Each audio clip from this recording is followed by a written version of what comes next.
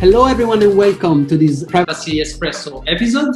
My name is Alessandro Di Mattia. I'm Legal and Executive Officer at Privacy Rules. And today we are going to speak about record fines for data privacy breaches with our expert from Macau, that is José Leitão from MdME Lawyers. This is a very relevant topic of the moment, also in relation to the usage of data that we are facing due to COVID. So I would like to immediately start speaking about this with José, asking him how are things going there in Macau. So what's the stage, what's the situation there? Good morning, Alessandro. Good morning or afternoon, as the case may be, to all our listeners and viewers. First of all, thank you for the opportunity, and thank you to Privacy Rules for continuing to organize these sessions on these relevant topics, and for giving us all a platform to bring you news of how things are going in our respective jurisdictions.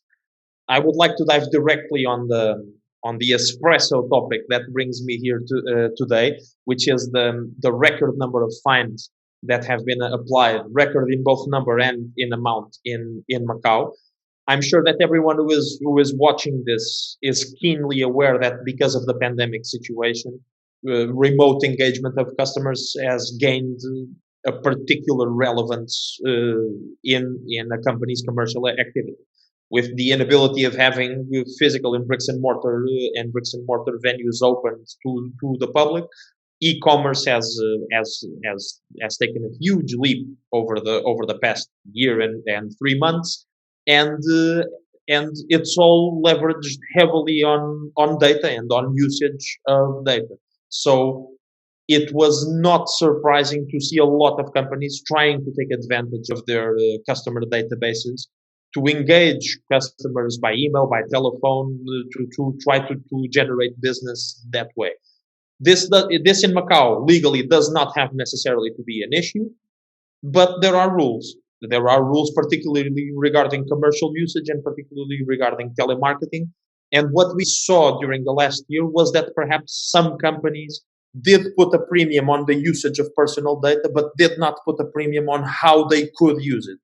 And so what happened was, in late November last year, the privacy watchdog in Macau, the Macau Data Protection Office, issued a communication stating that they had applied fines which were in an aggregate amount of almost 1.5 million euros, which is a very hefty fine, to a number of companies that were conducting commercial activities, and particularly telemarketing activities with their client databases. The essential points of contention with the watchdog were that, one, the data was being collected without consent. Two, the data was being transferred from Macau to other jurisdictions for usage in call centers, etc. Again, without following the requisite legal requirements, namely that of notification and, of course, of consent, because if the customer did not give consent to the collection of their data, by definition, they did not consent to its transfer. And the breach of specific rules on telemarketing, which require that customers be informed before the first usage is made in this sort of activity. These are the fines in and of themselves are quite substantial, and they're nothing to be frowned at. But I would like to emphasize the ancillary penalties that Macau law allows for the regulator to apply in these cases. And they are, one, the mandatory destruction and the erasure of personal data. So these companies were sentenced to destroy the data that they have.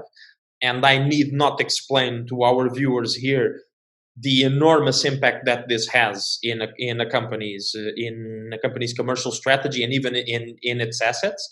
Its databases of customers are an asset like any other. And so what happened was they had to destroy this data. They were prohibited further from collecting data in Macau for a period of time, which means that not only they had to destroy all of the work that they had unduly created in generating a database, but they are now prevented from going to market and getting more customers and being able to engage with their customers in that way. And they have to advertise in local newspapers for a period of a few days. They have to advertise that they have been sentenced due to this breach. This, of course, has an enormous reputational damage to the company. it makes people feel in the future that their data is not safe with these companies. So, as you all can imagine, this has a very big impact. Not to put too much of a commercial spin on this, we all appreciate that in times of economic contraction, companies have to be very cautious with the way that they allocate their legal budgets and with the issues that they focus on. And unfortunately and typically, one of the first places where cuts are made are in this sort of regulatory assistance and regulatory compliance. But these are not typical times. And this is a time where data has gained, due to the very nature of the pandemic, data has gained a huge importance, an even bigger importance than that which it had been gathering over the past few years. And so it should, if anything, be more of a priority than less of a priority. So I'm here today a bit to raise awareness on the need to have a strong compliance and regulatory system put in place for the collection, the usage, and transfer of data in Macau, especially because Macau is a service economy that is heavily leveraged on regional centers such as Hong Kong and Singapore, which means that the data flows usually are from Macau to outside of Macau. And all of this is subject to requirements. All of this is subject to regulatory restrictions. And we are starting to see now very real effects of not paying close enough attention to these issues. And above all, we are starting to see how not paying attention to these issues can create serious economical and commercial difficulties for companies in Macau.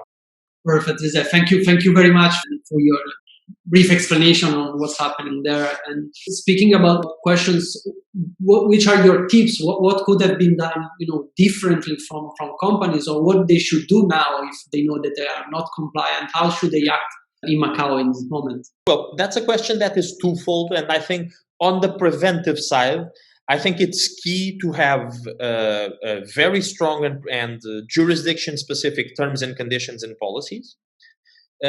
It's key to make all the requisite notifications to the data privacy watchdog. Macau has a notification system which requires entities wishing to collect and treat and transfer personal data in Macau to notify the regulator of that intent. It's a relatively straightforward procedure, but that needs some help in the engagement with the regulator. So I would definitely advise that all of this be made on a preventive basis. And if we are talking about remediation, I would say that by and large, these suggestions would apply, but perhaps there needs to be a greater narrative care in explaining why things are only being done at a certain point.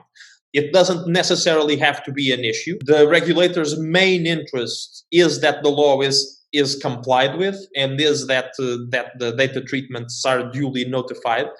And there are always ways to remediate this situation. But I think the overarching advice would definitely be have a strong compliance assessment beforehand. Be very clear about what you want to do with your data, what you want to collect, how you want to treat it, and where you want to send it to. And have a very strong data collection tool, the terms and conditions, CRM cards, etc. Very strong and very clear. I think if people navigate these issues, they can take to some extent advantage of the fact that although personal data has become a lot more important, in Macau, we have not seen specific regulation come into play regarding this, which means that you can still very much work within the framework that existed pre-COVID. So it does not have to be an added burden to companies. And right now, it's just something that, as a matter of compliance, they would have to do anyway. So that's my espresso reflection that I wanted to bring for you today. And I'd be happy to open the floor for any questions. Thank you so much. Perfect. Thank you very much, José. I closed the live because we end up our time for the recorded part. So I will open to other questions if we receive them. Thank you, and thank you all our attendees for being with us also today. My pleasure as always.